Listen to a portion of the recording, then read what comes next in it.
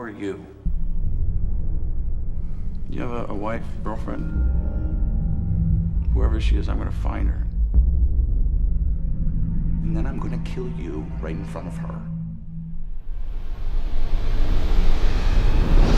Welcome back, agents, here with installment number 3 that honestly saved the whole franchise. Mission Impossible 3. Or MI3, simply. Released 6 years later after the success of MI2.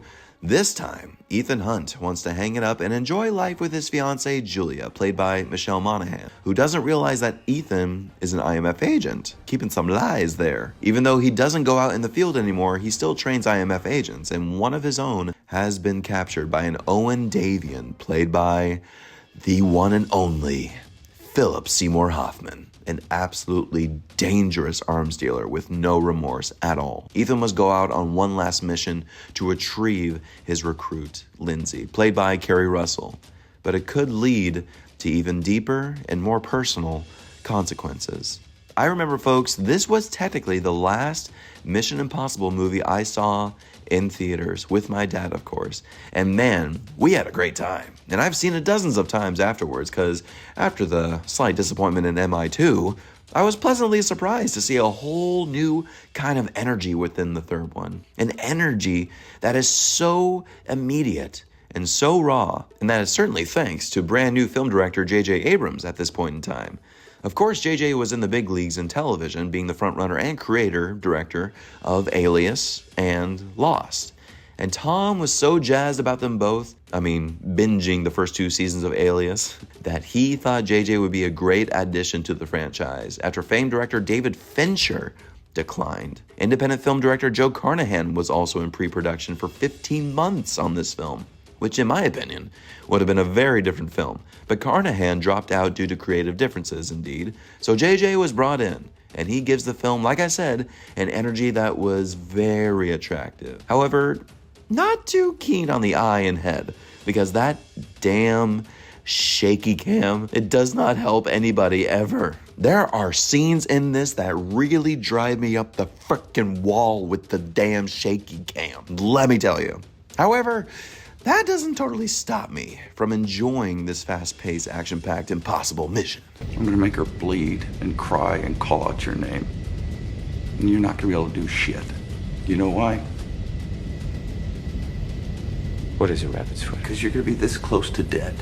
So far, the greatest villain we have been blessed with in all these Mission Impossible films is, you guessed it, the man, Philip Seymour Hoffman, as Owen Davian. Hoffman, being a brand new Oscar winner, gives his one-dimensional character so much that you are so effing glued to him. Sincerely, his character only wants one thing, and every piece of dialogue that he has written for him, that being provided by Alex Kurtzman and Robert Orci, as well as Abrams, the Alias team, is just so minimal and yet feels way too easy, way too one-dimensional. But when it comes out of Hoffman's mouth, frick, you believe every single word of it. Just like the sequence on the plane, when Hoffman wakes up from being captured by the IMF team, and he has that great back and forth with Tom. Now you saw what I did to your little blonde friend at the factory, right? Oh, that was nothing. That was fun. That's fun.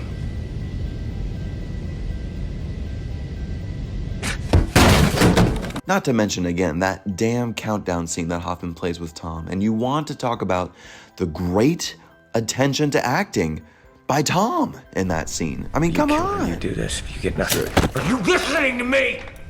The only way you're gonna get what you want is for you to... You think I'm playing? You think I'm playing? You don't think I'll do it? Where is it? Where the hell is it? Look at me. Where the hell is it? Look at me. Stay with me. 7! Kill you.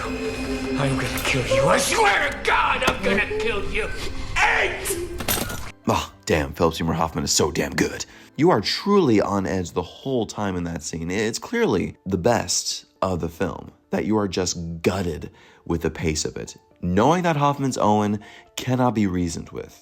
Of course, this is a film where it finally feels like it's getting back to the team aspect a little, with a great ensemble cast, including Keri Russell, indeed, Maggie Q popping in here? What?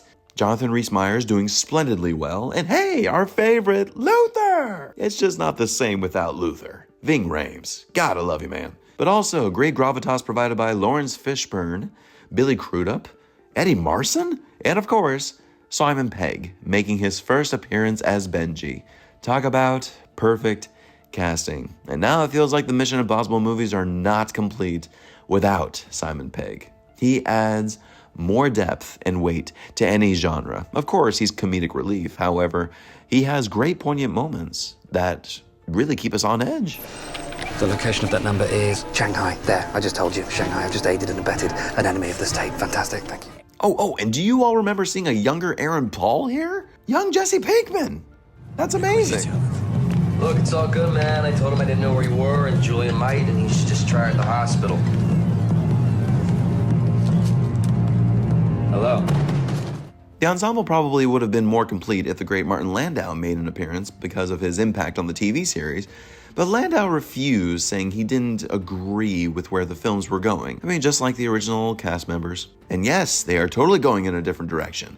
A very difficult one, that for a first-time feature film director with a budget of $150 million, what could go wrong? Well, the big bridge action set piece resulted in a technician receiving third-degree burns and suing the studio, but that sequence ends up looking so thrilling that Abrams should have, and most likely he was, so proud of himself, and DP Dan Mindell, for how they shot that.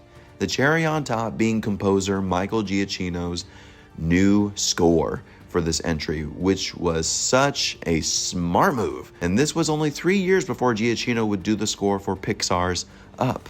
But even then, you could feel the cinematic flair that Giacchino has and breathed into in every scene. So yes, my friends, Mission Impossible 3 could have been a failure coming at a point 6 years after the last one, and wondering if anyone was still interested. The ingenious move to give it a new energy, new life, and a new Tom Cruise running sequence, which is freaking amazing. How he was able to legitimately go for that mileage is astounding, even for then. The proof is indeed in the pudding, which resulted in a great box office return of almost $400 million, which is shockingly the least profitable of all the Mission Impossibles. But still, not bad, right? So my friends, I give J.J. Abrams' Mission Impossible 3 a B.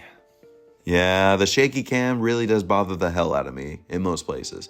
And what's interesting is that the marketing would become a little more controversial, because I remember this was the time I specifically learned that Tom was a Scientologist. And it was after the famous, or rather infamous, South Park episode of Tom Cruise being trapped in the closet. You'll have to watch it to really understand, I mean, if you want to. But Tom threatened Paramount that if that episode was still going to be aired, since it pinpointed Tom being such an offensive Scientologist and more in that episode, he wasn't going to do any promoting for the film. It meant a lot because South Park was also owned by Paramount Studios, not just Mission Impossible. Dad! Tom Cruise won't come out of the closet! What? Tom Cruise locked himself in my closet and he won't come out. So South Park creators Trey Parker and Matt Stone compromised and took it off. And Tom resumed promotion, but it was a big discovery, not only for me, but for a lot of people, considering how strong of a Scientologist Tom Cruise was. It's like discovering your close friend is the biggest fan of circus peanuts. You remember that candy? Disgusting. Like, what the frick? Okay, it cuts much deeper than that, but it was sure a head turner for sure. Obviously, Tom had been a Scientologist for years before the Mission Impossible film started, so it didn't matter to him. And at the end of the day, are we seeing a Scientology movie? No. We are seeing a fun-filled action thriller that checks majority of boxes for fun, and for it being a third installment, we ache at the feeling if this was the last film of the Mission Impossible series. Good franchises end in threes, right? Well, ideally and hopefully, no. If they're good enough, keep going. So Mission Impossible 3, friends. What do you think of it? Like, comment, share with all your friends, and stay tuned for the remainder of the Mission Impossible reviews to come. Thank you all so much for watching, and yes, summer is approaching, Ethan. Why not take a vacation?